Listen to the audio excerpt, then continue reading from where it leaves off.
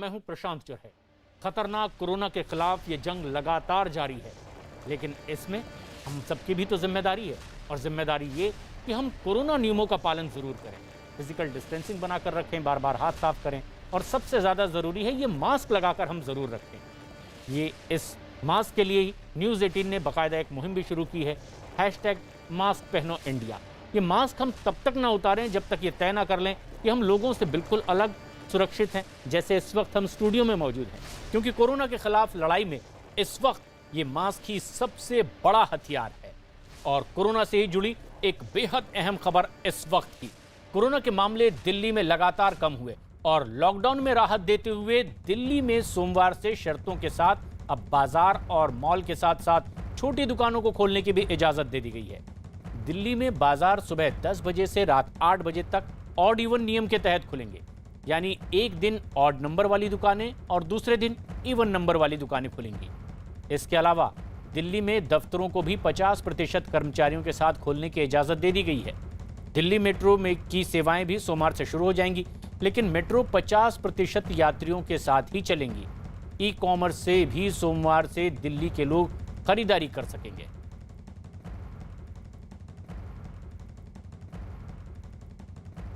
आगे भी लॉकडाउन जारी रहेगा, लेकिन काफ़ी सारी और एक्टिविटीज़ में रियायत दी जा रही है, उनको खोला जा रहा है। एक तो जितने बाज़ार हैं, मॉल्स हैं, उनको खोला जा रहा है ऑड इवन के बेसिस पे, कि आधी दुकानें एक दिन खुलेंगी, आधी दुकानें दूसरे दिन खुलेंगी, आधी दुकानें एक दिन, आधी दुकानें दूसरे दिन। 10 बजे से सुबह 10 बजे से शाम को 8 बजे तक दुकान नंबर के हिसाब से, ऑड इवन के हिसाब से दुकानें खोली जाएंगी। दिल्ली मेट्रो 50% कैपेसिटी के ऊपर चालू की जा रही है और ई कॉमर्स के ज़रिए जो सामान बेचने की प्रक्रिया है वो चालू रहेगी। तो मोटे मोटे तौर पे ये चीज़ों की रियायत दी जा रही है और मैं उम्मीद करता हूँ इसके बाद देखेंगे कि आने वाले हफ्ते के अंदर भी कोरोना की स्थिति अगर काबू में रही तो और कई सारी एक्टिविटीज़ को फिर उसके अगले हफ्ते खोलेंगे। दिल्ली में सरकारी दफ्तर हैं, उन सरकारी दफ्तरों में ग्रुप ए ऑफिसर्स जो हैं वो 100% काम करेंगे और ग्रुप बाकी उसके नीचे वाले जो हैं वो 50% काम करेंगे। लेकिन जो एसेंशियल सर्विसेज में काम करने वाले कर्मचारी हैं वो 100% काम करेंगे और हर HOD डिसाइड करेगा कि किसको एसेंशियल सर्विस कहना है और किसको 50% करना है और किसको 100% करना है। सोमवार से दिल्ली में अनलॉक 2 शुरू हो जाएगा। सोमवार सुबह 5 बजे तक दिल्ली में लॉकडाउन लगा हुआ है। उसके बाद दिल्ली में मार्केट्स और मॉल्स दोनों खुल जाएंगे। मैं आपको एक तस्वीर यहां दिखा रही हूं, आप देख रहे हैं कि 2 दुकानें यहां पर है। ऑड और इवन के बेस पर अब दुकानें खुलेंगी, यानी कि अगर एक दुकान, ये दुकान अगर सोमवार को खुली है तो दूसरी दुकान बंद रहेगी, वो मंगलवार को ही खुलेगी। इस तरीके से ऑड इवन करके 50-50 जो कैपेसिटी है मार्केट की, मॉल्स की, उसमें दुकानें खुलने वाली है। स्टैंड अलोन दुकानें खुल सकती हैं, लेकिन समय को निर्धारित कर दिया गया है 10 से 8 बजे तक ही तमाम मॉल और तमाम दुकानें खुलेंगी। 50% कैपेसिटी में जो मेट्रो है वो भी चलना शुरू होगी, लेकिन इसके अलावा और किसी भी तरीके की कोई रियायत नहीं है। धार्मिक आयोजनों की बात हो, शादी ब्याह की बात हो, जो नियम अभी तक चलते आ रहे हैं वही नियम अब भी लागू है। एक हफ्ते का ये अनलॉक का प्रोसेस है, ये देखा जाएगा। अगर मामले इसी तरीके से रहते हैं जिस तरीके से पिछले हफ्ते से बने हुए हैं तो आगे और रियायत दी जा सकेंगी। वीडियो जर्नलिस्ट पंकज गोसाई के साथ प्रियंका कांडपाल, न्यूज़ 18 इंडिया दिल्ली। कुछ शर्तों के साथ अब रियायत दिल्ली में दी गई है। सोमवार से अब बाजार, मॉल खुल सकेंगे। किस तरह की तैयारी इसके लिए है, प्रियंका कांडपाल हमारी सहयोगी दिल्ली में मौजूद हैं, साथ ही आनंद तिवारी भी और आशीष दीक्षित मुंबई में और महाराष्ट्र में किस तरह के हालात इस वक्त हैं ये बताने के लिए। लेकिन आनंद, जो सबसे अहम बात है, मुख्यमंत्री ने ऐलान कर दिया है दिल्ली में कि कुछ शर्तों के साथ रियायत दी जाने वाली है। क्या उसके लिए पूरी तैयारी कर ली गई है कि लापरवाही मार्केट में ना देखने को मिले अगर रिलैक्सेशन मिला है? जी देखिए प्रशांत, बिल्कुल जायज़ सवाल है आपका कि जिस तरह से छूट दी है दिल्ली सरकार ने 7 तारीख से, और एक बार फिर से जो अनलॉक की प्रक्रिया है वो दिल्ली में शुरू होगी, तो लोगों की, दिल्ली वासियों की सबसे बड़ी जिम्मेदारी बनती है कि वो पूरी कड़ाई के साथ जो लॉकडाउन की शर्तें उनका पालन करें, मास्क लगा के रखें, सोशल डिस्टेंसिंग मेंटेन रखें और सैनिटाइजर और हाथ धोने की जो लगातार जो कोशिशें की जा रही हैं, जो पहल की जा रही है सरकार तरफ से, उसको माने। क्योंकि ये सबसे बड़ी वजह है कि जिस तरह से एक बार अनलॉक होगा, मार्केट खुलेगा, फिर से भीड़ भाड़ सड़कों पे आएगी, मॉल्स और बाजार में आएगी, तो लोगों को अपनी जो भूमिका है वो निभाना पड़ेगी कि फिर से जो कोविड के केस हैं वो बढ़े नहीं दिल्ली में, क्योंकि संक्रमण दर 1% आ गई है और हालात अब बहुत ज्यादा बेहतर होते दिल्ली के नजर आ रहे हैं। तो अब लोगों के ऊपर सबसे बड़ी जिम्मेदारी है। सरकार तो अपनी कोशिशें कर रही है। और प्रशांत, मैं आपको दिखाता हूँ दिल्ली के ये लुटियंस इलाके का हाल है। यहाँ पर आप देख सकते हैं एनडीएमसी करीबन 8 से 9 दुकानें हैं, 1 2 3 4 और 4 दुकानें सामने हैं। ये तमाम दुकानें बंद है। 7 तारीख से ये भी खुलेंगी। और यहाँ पे मेरे कैमरा पर्सन आपको दिखाएंगे कि जिस तरह से प्रियंका ने बताया और अरविंद केजरीवाल ने जो प्रेस कॉन्फ्रेंस की थी कि ऑड इवन नंबर के तहत जो है वो दुकानों को खोला जाएगा, तो इन दुकानों के ऊपर भी आप देख सकते हैं बाकायदा दुकानों के नंबर लिखे हुए हैं। जैसे 151 लिखा हुआ है इस दुकान के ऊपर, एक दुकान पे 149 लिखा हुआ है, एक पे 159 लिखा हुआ है। तो ऑड इवन तरीके से जो दुकानें हैं वो खुलेंगी और जो दफ्तर है वो भी खुलेंगे, प्राइवेट और निजी दफ्तर जो हैं वो खुलेंगे। इसके अलावा जो मॉल्स बाजार है उन्हें भी खोला जाएगा, मेट्रो जो है वो शुरू की जाएगी।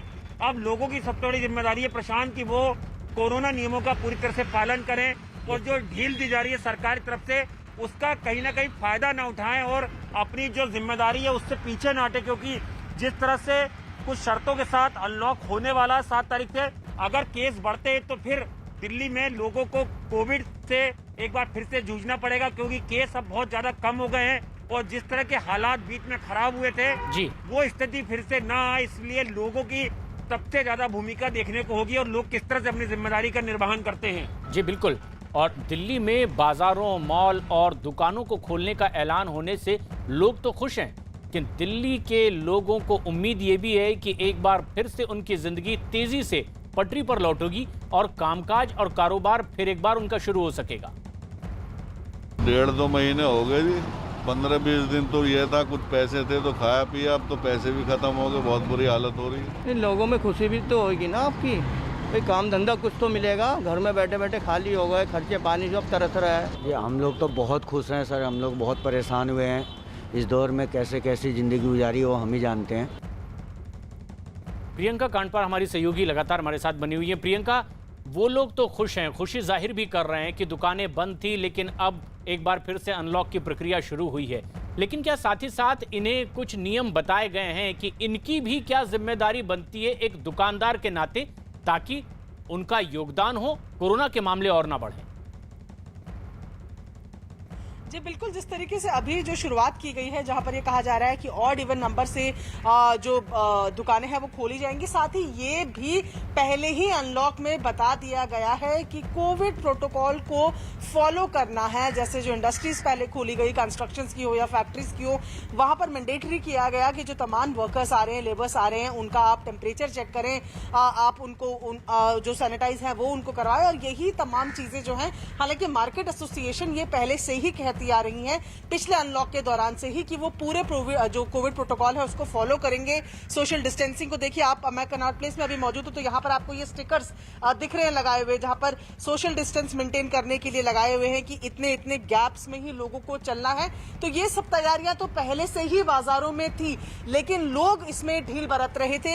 ये स्टिकर्स बता रहे हैं कि जब पहले लॉकडाउन हुआ था और उसके बाद जब खुले थे तो मार्केट्स की अपनी तरफ से पूरी तैयारियां थी, लेकिन फिर मामले कम होते गए, लोग बेपरवाह होते गए और हमने फिर दिल्ली में जो ये सेकेंड कोरोना की जो लहर है, जिसको दिल्ली के मुख्यमंत्री बताते हैं कि दिल्ली में चौथी बार इस तरीके से हुआ है। तो अब नजरें आने वाले पूरे एक हफ्ते में रहेंगी कि जो ढील मिल रही है उसके चलते कहीं मामलों में फिर से बढ़ोतरी तो नहीं हो रही है, क्योंकि 35% संक्रमण दर से लॉकडाउन के दौरान जो लॉकडाउन दिल्ली में रहा है, अब 1% से भी कम संक्रमण दर है। अब दिल्ली वालों की ये बड़ी जिम्मेदारी रहेगी कि किस तरीके से इस डेटा को वो मेंटेन कर पाए कोविड प्रोटोकॉल का पालन करके। जी बिल्कुल, क्योंकि जब अनलॉक की प्रक्रिया शुरू होती है तो बड़ी जिम्मेदारी खुद लोगों की बनती है कि वो खुद को सुरक्षित रखने में कितना बड़ा योगदान देते हैं। तो दिल्ली के बाद महाराष्ट्र का रुख करें तो महाराष्ट्र में अनलॉक की प्रक्रिया भी 7 जून से शुरू होगी, लेकिन लोग अभी से लापरवाही बरतने लगे हैं। मुंबई में आज लोग बेवजह सड़कों पर निकले दिखाई दिए, जिसके बाद पुलिस ने ऐसे लोगों पर कार्रवाई की और उनसे जुर्माना भी वसूला गया। सड़कों पर भी गाड़ियों की तादाद बहुत ज़्यादा देखी गई, जबकि राज्य सरकार ने छूट देने के लिए नियम बाकायदा इसके बनाए हुए हैं। क्या ताज़ा हालात हैं, हमारे सहयोगी बता रहे हैं।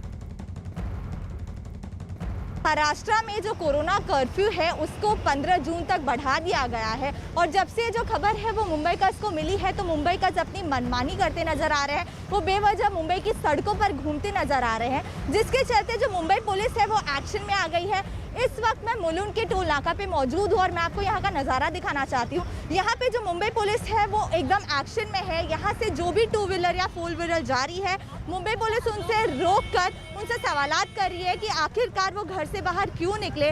साथ ही साथ उनसे उनका लाइसेंस मांग रही है, उनकी जो एक्टिवा या बाइक है उसके डॉक्यूमेंट्स मांग रही है और उनसे पूछ रही है कि ऐसा क्या हो गया है कि उन्हें घर से बाहर निकलना पड़ रहा है। साथ ही साथ अगर बेवजह अगर कोई भी जो लोग हैं वो घर से बाहर घूम रहे हैं तो उन पे कड़ी कार्रवाई भी की जा रही है। शनिवार और रविवार का दिन है तो जो मुंबई की जो जनता है वो ज़्यादा से ज़्यादा बाहर निकल रही है। इसके लिए जो मुंबई पुलिस है वो और भी ज़्यादा एक्शन में आ गई है और अगर ऐसा कोई भी 2 व्हीलर या 4 व्हीलर है जिनके पास डॉक्यूमेंट्स नहीं है, साथ ही साथ उनके पास कोई वजह नहीं है घर से बाहर निकलने की, तो मुंबई पुलिस उन पे कड़े एक्शन ले रही है। साथ ही साथ देख सकते हैं कई सारे ऐसे भी लोग हैं जो मुंबई पुलिस से बहस करते भी नजर आ रहे हैं। मुंबई पुलिस पहले उनसे प्यार से समझा रही है कि अभी जो है वो जो कर्फ्यू है वो खुला नहीं है, जो मंडे से है वो कुछ सारी जो चीज़ें हैं वो खुलने वाली हैं, तो अभी वो बेवजह घर से बाहर ना निकले। लेकिन जो मुंबई का है वो कोई भी बात जो है वो समझने के लिए तैयार ही नहीं है। मुंबई के कई सारे जो इलाके हैं वहाँ पर नाकाबंदी करके जो पुलिस है वो एक्शन में है। मुंबई में मौजूद हैं आशीष दीक्षित, हमारे सहयोगी इस वक्त हमसे सीधे जुड़ रहे हैं। आशीष, 7 तारीख से अनलॉक की प्रक्रिया मुंबई में शुरू होगी, लेकिन उसके लिए जो नियम है कि लोग लापरवाही ना बरतें, कोई खास तैयारी की गई है? जी बिल्कुल, साफ तौर पर आपको बताना चाहेंगे प्रशांत, पहली बार जब अनलॉक हुआ था उसके बाद लोगों की लापरवाही हो या प्रशासन की ढील हो, इसके चलते दूसरी लहर आई जो पहली लहर से कई ज्यादा खतरनाक थी, कई ज्यादा लोगों की मौतें इसमें हुई। इसीलिए महाराष्ट्र सरकार इस बार फूक फूक कर कदम रखना चाहती है। आपको बताना चाहेंगे कि 5 लेवल्स सरकार ने तय किए हैं, जिसमें कि पॉजिटिविटी रेट, किसी जिले का पॉजिटिविटी रेट और वहाँ पर जो बेड्स की अवेलेबिलिटी है वो कितनी है, उसके अनुसार ये जो बेड्स जो जिले हैं उन्हें अलग अलग कैटेगरीज में रखा गया है। आपको बताना चाहेंगे हर हफ्ते जो स्थानिक वहाँ के अधिकारी हैं, चाहे वो कलेक्टर हो, चाहे डिजास्टर मैनेजमेंट के वो प्रमुख हो या फिर कमिश्नर हो, वो हर हफ्ते के हफ्ते मौजूदा स्थिति की जानकारी जो है वो सरकार को देंगे। और हर हफ्ते मैं आपको बताना चाहूँगा कि जो शहर हैं, चाहे कोई ज़िला अगर लेवल 1 पे है तो वो लेवल 5 पे भी जा सकता है। हर हफ्ते ये जो ज़िले हैं ये चेंज होंगे। साथ ही मैं आपको बताना चाहूँगा जो सोमवार से रियायतें दी जा रही हैं सरकार की तरफ से, उसे लेकर जो व्यापारी वर्ग है वो काफ़ी ज़्यादा खुश हो रहा है। लेकिन देश की आर्थिक राजधानी मुंबई की अगर बात की जाए तो मुंबई का पॉजिटिविटी रेट फिलहाल 5.5% है। ये कहना मुश्किल है कि मुंबई लेवल 2 में आती है या लेवल 3 में आती है। जब हमने कैबिनेट मंत्री नवाब मलिक से इस बारे में सवाल पूछा तो उनका भी यही कहना था कि बीएमसी के जो कमिश्नर है इकबाल चहल, वो पूरी जानकारी लेकर आज या कल में निर्णय ये सबसे अहम भी है आशीष कि किस तरह से नियम बना करके अब अनलॉक की प्रक्रिया शुरू हो रही है महाराष्ट्र में भी, मुंबई में भी। और महाराष्ट्र में क्योंकि कोरोना के मामले कम होते चले जा रहे हैं, इसलिए यह फैसला किया गया कि 7 तारीख से यानी कि सोमवार से अनलॉक की प्रक्रिया शुरू की जाएगी। लेकिन इसके लिए खास ध्यान दिया गया है कि किस तरह से अलग अलग लेवल बनाए जाएंगे और उसके तहत ही इन्हें छूट भी मिलेगी।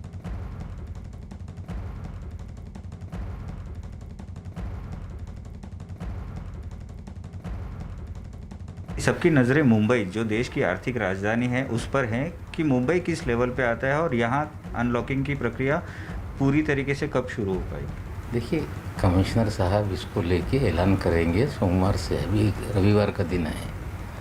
लेकिन मुंबई शहर जिस तरह से पॉजिटिविटी है वो 5% से कम है। बेड की उपलब्धता भी 75% से ज़्यादा है। कमिश्नर साहब उसको पूरी तरह से किस तरह से अनलॉक करना है, महानगर पालिका कोई डिजास्टर मैनेजमेंट के अधिकार उनके पास है, तो वो उसको लेकर निर्णय जाहिर करेंगे। आशीष दीक्षित हमारे सहयोगी मुंबई में मौजूद हैं। आशीष, ये बताया जा रहा है कि कमिश्नर देखेंगे कि किस स्थिति में है, किस लेवल पर आ रहा है ये स्थान, और उसके हिसाब से उन्हें छूट मिलेगी। लेकिन क्या कोई ऐसी चीज़ें हैं जिन पर अब भी पाबंदी है, जहां रियायत नहीं है, और वो कौन कौन से ऐसे क्षेत्र हैं? प्रशांत, आपको बताना चाहेंगे, मुंबई की लाइफलाइन कही जाने वाली लोकल ट्रेन में अभी भी अगर लेवल 1 में भी है तो पाबंदी लागू रहेगी। लोकल ट्रेन में काफ़ी ज़्यादा भीड़ होती है, लाखों की संख्या में। सेंट्रल रेलवे हो, हार्बर रेलवे हो या वेस्टर्न रेलवे हो, इसमें यात्री अपने ऑफिसेज की तरफ, कॉलेजेस की तरफ या स्कूल की तरफ जाते हैं। सरकार के साफ निर्देश हैं कि लोकल ट्रेन शुरू करने के अभी ज़रूरत नहीं है। साथ ही में जो धार्मिक स्थल हैं उन्हें भी अभी बंद रखा गया है, क्योंकि काफ़ी ज़्यादा भीड़ होने लगती है। अचानक से ये हमने देखा था जब पहली बार अनलॉकिंग की प्रक्रिया शुरू की थी, उसके बाद धार्मिक स्थलों पर काफ़ी ज़्यादा लोगों की भीड़ होने लगी थी। कई लोग उसमें से ऐसे भी थे जिन्होंने मास्क लगाने का ज़रूरी नहीं समझा था। इसीलिए सरकार की ओर से ये स्पष्ट किया है कि ये दो जो चीज़ें हैं वो अभी फ़िलहाल फ़ौरन शुरू नहीं होंगी। आने वाले दिनों में अगर कोरोना के जो आंकड़े हैं, जो मामले हैं, वो इसी तरह कम होते रहे तो ज़रूर ये दोनों चीज़ें भी आगे चलकर शुरू हो सकती हैं। प्रशांत, बिल्कुल। और जो सबसे ख़ास बात है वो ये कि दिल्ली में भी अब धीरे धीरे रिलैक्सेशन की बात कही जा रही है, और इसके लिए आज खुद दिल्ली के मुख्यमंत्री ने प्रेस कॉन्फ्रेंस की है, इसका ऐलान किया है। दिल्ली में लॉकडाउन में कुछ राहत देने की बात कही गई है मुख्यमंत्री की ओर से, और कोरोना की अगली लहर के लिए पूरी तैयारी का भी दावा सीएम केजरीवाल की ओर से किया गया। अब ये जो हमने डिसाइड किया कि 37,000 केसेस की पीक के हिसाब से हम काम करेंगे, तो उसके हिसाब से तय किया जाएगा कि कितने ऑक्सीजन बेड्स की ज़रूरत होगी, कितने आईसीयू बेड्स की ज़रूरत होगी। उसके हिसाब से फिर तय किया जाएगा कि कितने ऑक्सीजन सिलेंडर्स की ज़रूरत होगी। जैसे अभी थोड़े दिन पहले हमने 6,000 सिलेंडर चाइना से इंपोर्ट किए थे, तो और कितने ऑक्सीजन सिलेंडर्स की ज़रूरत होगी, और कितने ऑक्सीजन कॉन्सेंट्रेटर्स की ज़रूरत होगी। अगले आने वाले 1-2 महीने के अंदर ढेर सारे ऑक्सीजन कॉन्सेंट्रेटर्स दिल्ली सरकार खरीदने जा रही है। अगर बहुत भयानक होती है तो सरकार उस वक्त जनता के लिए तैयार हो। इसकी तैयारियां पूरे ज़ोर शोर से दिल्ली सरकार के अंदर चल रही हैं, और कल लगभग 6 घंटे तक मैंने 2 अलग अलग मीटिंग ली, एक्सपर्ट्स के साथ बात की, जिन ऑफिसर्स ने अभी कोरोना के दौरान काम किया था उनके साथ बात की। हमने 2 कमिटीज़ बनाई हैं, उन दोनों कमिटीज़ के साथ मैंने बहुत डिटेल में चर्चा की।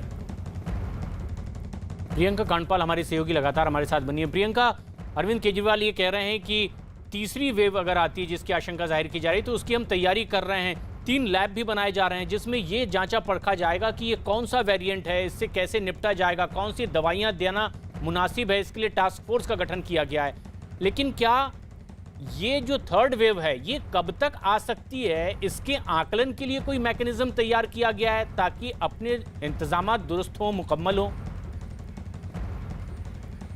जी बिल्कुल, अभी इस चीज को लेकर खास कि कब ये तीसरी वेव आएगी, इसको लेकर तो दिल्ली सरकार की तरफ से तो कोई ऐसी तैयारी नहीं की गई है। लेकिन जो तैयारियां की गई हैं, एक कहावत है प्रशांत, कहा जाता है कि दूध का जला जो है वो छाछ भी फूक फूक कर पीता है, और यही शायद दिल्ली की तस्वीर है। क्योंकि जिस तरीके से दूसरी वेव में दिल्ली के हालात बने रहे, जहां ऑक्सीजन से कमी के चलते भी लोगों की मौत की खबरें आई, ऐसे में तीसरी वेव के लिए सरकार ने पहले ही तैयारियां शुरू कर दी हैं। क्योंकि बच्चों के लिए खतरा बताया जा रहा है, तो एक पीडियाट्रिक टास्क फोर्स बनाई गई है, जो खास तौर पर बच्चों की जरूरतें, उनके लिए अलग तरीके के वेंटिलेटर्स चाहिए होते हैं, उनके लिए और क्या जरूरतें हो सकती हैं। एक और जो पहल टास्क फोर्स बनाई गई है उसमें यह है कि जो वायरल दवाइयां हैं उनमें से कितनी वाकई, क्योंकि व्हाट्सएप पे जिस तरीके की फॉरवर्ड होती है, कितनी वाकई लोगों के लिए फायदेमंद है, उसको लेकर एक एक्सपर्ट टीम बनाई गई है कि कौन सी दवाई कितनी फायदेमंद है। उसको वैसे ही कैटेगराइज करा के और उसको स्टोर करके रखेगी दिल्ली सरकार, ताकि लोगों को उस वक्त दिक्कत ना हो। तो ये और ऑक्सीजन की कमी जिस तरीके से दूसरी वेव में देखी है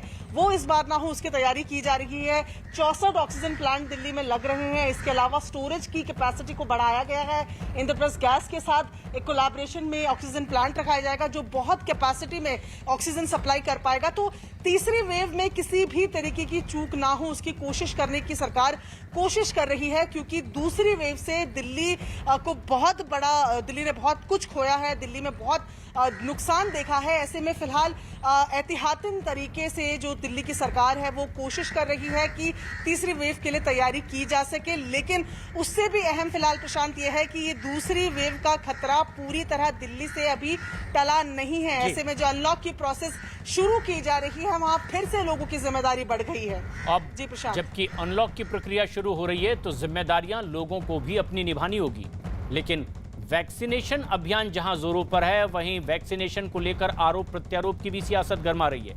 तो वहीं मुफ्त वैक्सीन की बर्बादी और कालाबाजारी के मुद्दे पर केंद्र सरकार और बीजेपी ने अब कांग्रेस की सत्ता वाले राजस्थान और पंजाब को निशाने पर लिया है।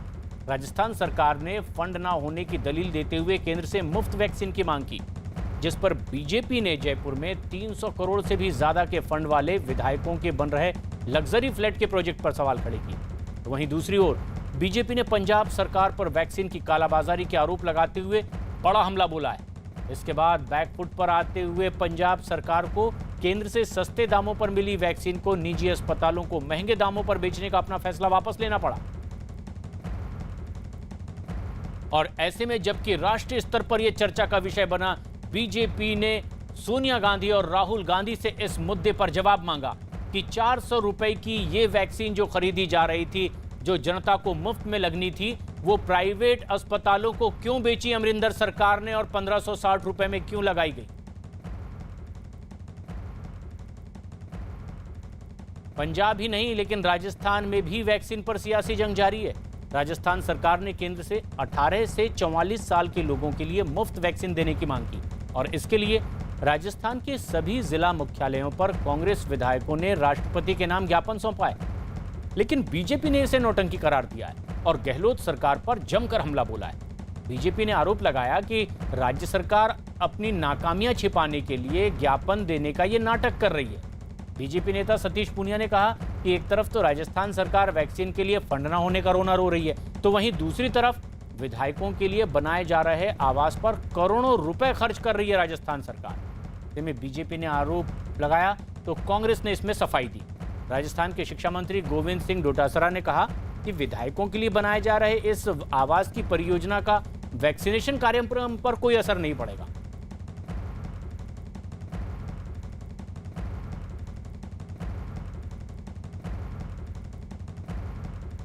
राजस्थान सरकार एक तरफ वैक्सीन को लेकर फंड की कमी की बात कर रही है, लेकिन दूसरी तरफ राजस्थान सरकार में विधायकों के लिए आवास बनाए जा रहे हैं। ये राजस्थान विधानसभा की तस्वीर है और राजस्थान विधानसभा के ठीक सामने विधायकों के लिए आवास बनाया जा रही है। यहाँ पहले पुराने बंगलो थे, 54 थे, उनको तोड़ा गया, डिसमेंटल किया गया। उसके बाद में अब यहाँ विधायकों के लिए 160 फ्लैट बनाए जा रहे हैं।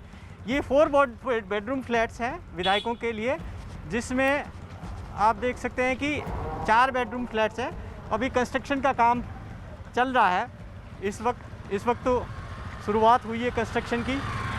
तकरीबन 336 करोड़ की लागत आएगी पूरे इस निर्माण पे।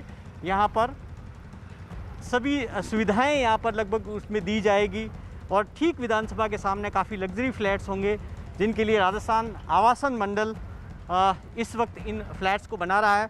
हालांकि कोरोना के चलते बाकी काम बंद है, लेकिन क्योंकि विधायकों से जुड़ा हुआ मसला है, उनके लिए आवास बनाने, इसलिए कंस्ट्रक्शन पूरी तरीके से चालू है यहाँ पर और आवास बनाए जा रहे हैं। तो जाहिर तौर पर सरकार पर और ख़ास तौर पर कांग्रेस जब ये सवाल उठाती आ रही है सेंट्रल विस्टा प्रोजेक्ट को लेकर, तो सवाल राजस्थान सरकार पर भी है। कैमरा मनीष के साथ भवानी सिंह, जयपुर, न्यूज़ 18 इंडिया। लक्ष्मीकांत जी, आप बताएं कि कल प्रदर्शन किया था कांग्रेस ने, कहा कि मुफ्त वैक्सीन उनको देनी चाहिए केंद्र सरकार को और बजट नहीं है। देखिए, यही तो डबल स्टैंडर्ड है। कोरोना की वैक्सीन हमारे युवाओं को देने के लिए इनके पास पैसे नहीं है और अपने लग्जरी फ्लैट्स बनाने के लिए इन्होंने 300 करोड़ रुपए खर्च कर दिए। और ना केवल ये फ्लैट्स के लिए पैसे खर्च किए, बल्कि 140 करोड़ रुपए के प्रोजेक्ट की नींव रखी है जोधपुर में परसों मुख्यमंत्री जी ने। जो हमारे युवा हैं उनको देने के लिए वैक्सीन के पैसे नहीं है इनके पास, और जो अपने लग्जरी फ्लैट बनाने के लिए इनके पास पैसे हैं ये सब। और देखिए, थोड़े देर पहले इन्होंने सेंट्रल विस्टा पे किस तरह का इन्होंने प्रोपेगेंडा खड़ा किया था, सेंट्रल विस्टा को लेकर किस तरह बदनाम करने की कोशिश की थी। कोविड के खिलाफ जो लड़ाई चल रही थी सेंट्रल गवर्नमेंट की, उसको सेंट्रल विस्टा के नाम पर बदनाम करने की कोशिश इन्होंने की थी। लेकिन आज इनका डबल स्टैंडर्ड सामने आ रहा है कि अपने लग्जरी फ्लैट बनाने के लिए शहर के सबसे पोश एरिया में जहाँ अरबों रुपए की ज़मीन है, उसके ऊपर ये पोश एरिया में अपना लग्जरी फ्लैट बना रहे हैं। राजस्थान में जिस तरीके से कल जेडीए ने शिलान्यास किया आवासों का, और उसको यदि वैक्सीन के खरीदने में लगाते तो ये कोई भी कह सकता है कि उनको उस पैसे को उसमें लगाना चाहिए, लेकिन वैक्सीन के मामले में भी जो 600 करोड़ रुपए विधायकों के लिए, उसका तो जवाब दें, कम से कम उनके क्षेत्रों में तो वैक्सीनेशन कराएं खरीद के। ये कब का चालू किया हुआ है? वसुंधरा जी का प्लान है ये। कांग्रेस इसको इम्प्लीमेंट कर रही है। पहले ये प्लान बीजेपी के शासन में ही बना था, आपकी जानकारी नहीं होता आप पता लगा लेना। एमएलएज को जब जीर्ण शीर्ण आवास हो गए तो क्या राज्य सरकार की ड्यूटी नहीं है कि विधायक को रहने के लिए जगह दी जाए? फिर भी हम पैसे या बजट के आधार के ऊपर किसी को भी वैक्सीनेशन नहीं लगे ऐसा नहीं होने देंगे।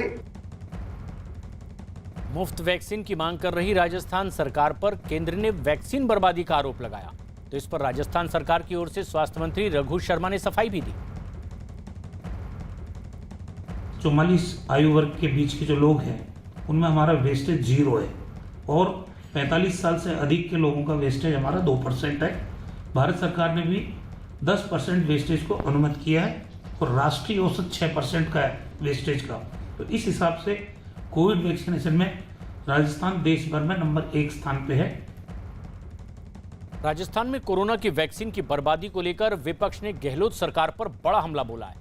नेता प्रतिपक्ष गुलाब चंद कटारिया ने इस मामले में मुख्यमंत्री अशोक गहलोत को बाकायदा एक चिट्ठी भी लिखी है और इस पूरे मामले की जांच की मांग की है। गुलाब चंद कटारिया ने दोषी लोगों के खिलाफ सख्त कार्रवाई की भी मांग की।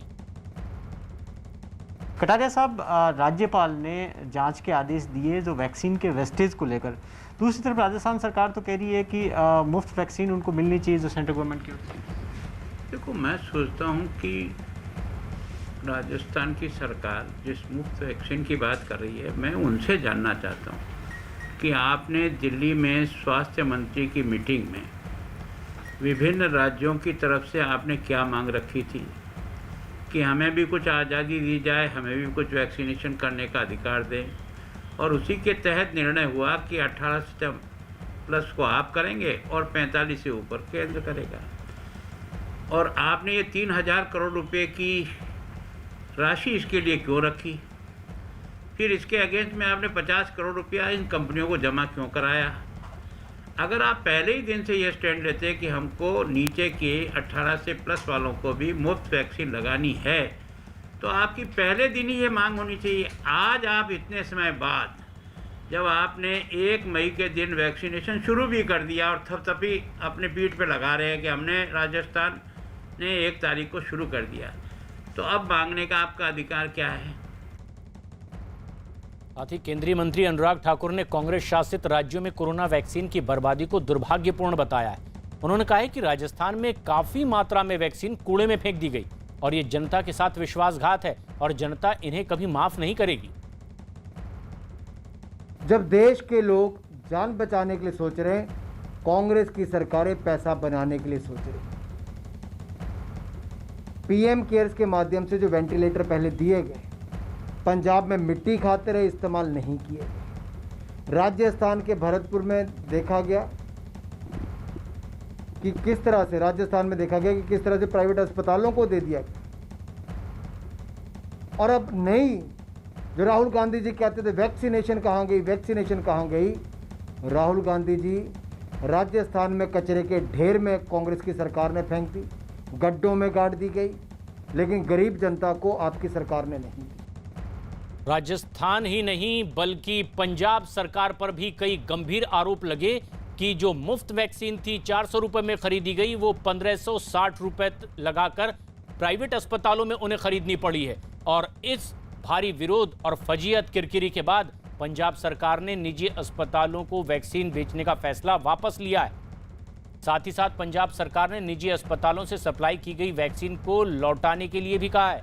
इसके बाद राज्य सरकार निजी अस्पतालों का पैसा वापस करेगी। इससे पहले बीजेपी ने कैप्टन अमरिंदर सिंह सरकार पर वैक्सीन की कालाबाजारी का आरोप लगाया था। बीजेपी का आरोप है कि पंजाब सरकार ने केंद्र से 400 रुपए में मिलने वाली वैक्सीन को वहां के प्राइवेट अस्पतालों को 1060 रुपए में बेचा और उन प्राइवेट अस्पतालों ने वही टीका लोगों को 1560 रुपए में लगाया।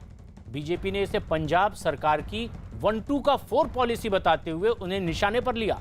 आरोप है कि पंजाब में निजी अस्पतालों में 42,000 वैक्सीन दी गई, जिनमें से 41,400 वैक्सीन तो तुरंत वापस ली जाएगी, जबकि 600 वैक्सीन लगाई जा चुकी है।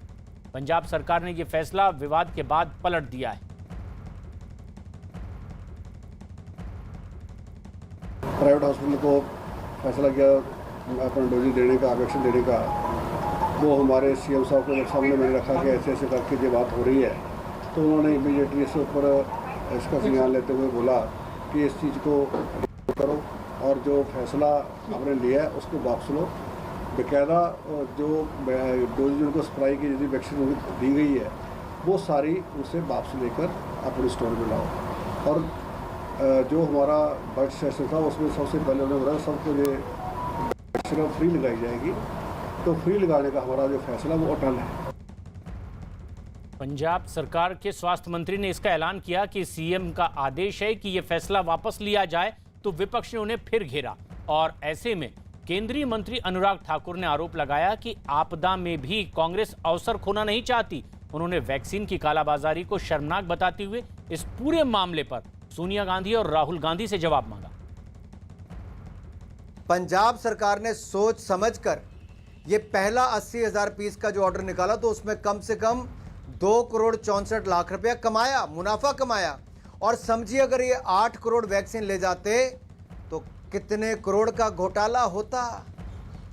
यानी कि 1,000 गुना ज़्यादा अगर आप यहाँ पर गिन लें तो आप कल्पना कर सकते हैं घोटाला कितना बड़ा होना था। कि आखिरकार आज वो राहुल गांधी कहाँ चुप है पिछले 2 दिन से, जब मैं उनसे सवाल पूछ रहा हूँ कि आखिरकार ये मुनाफा केवल क्या पंजाब के मुख्यमंत्री मुख्य सचिव तक जाता था कि कांग्रेस के आला नेताओं के ऊपर दिल्ली तक भी आता था। और एक बड़ी खबर पंजाब से ही, पंजाब चुनाव को लेकर एक बड़ा फैसला किया अकाली दल ने कि वो अकेले चुनाव लड़ेगी। इस बार वो बीजेपी के साथ चुनावी मैदान में नहीं उतरेगी।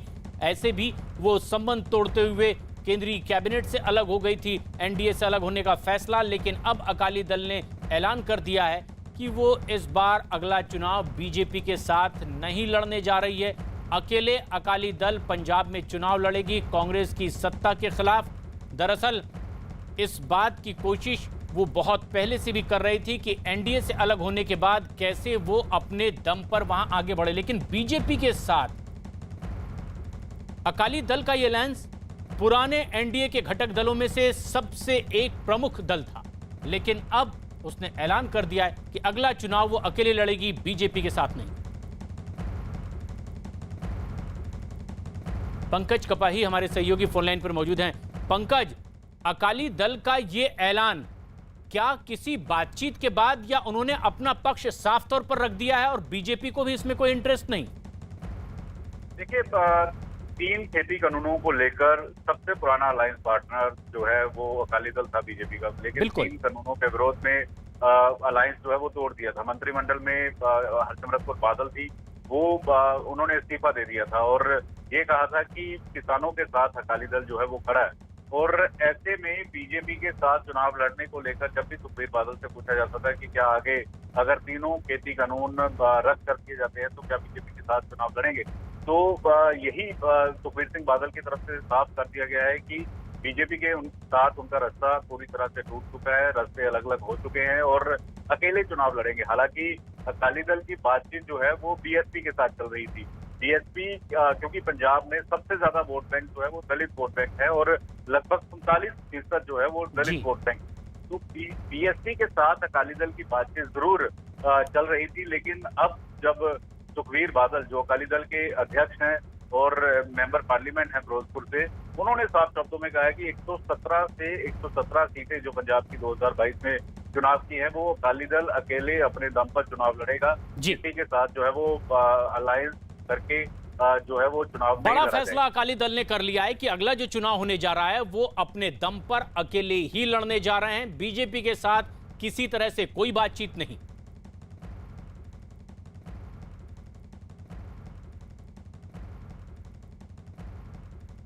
जहां जहां कोरोना के मामले कम होते चले जा रहे हैं वहां कुछ रियायत दी जा रही है, अनलॉक की प्रक्रिया शुरू है।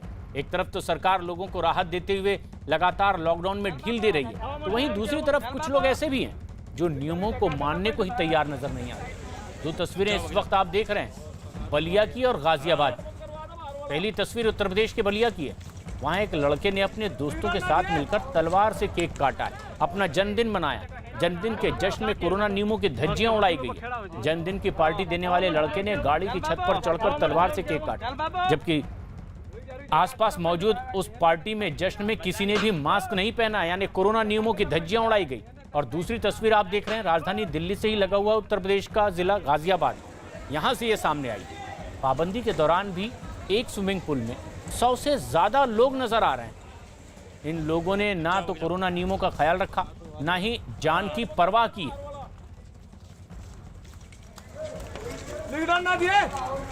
कोरोना शुरू हुआ है, जो आसपास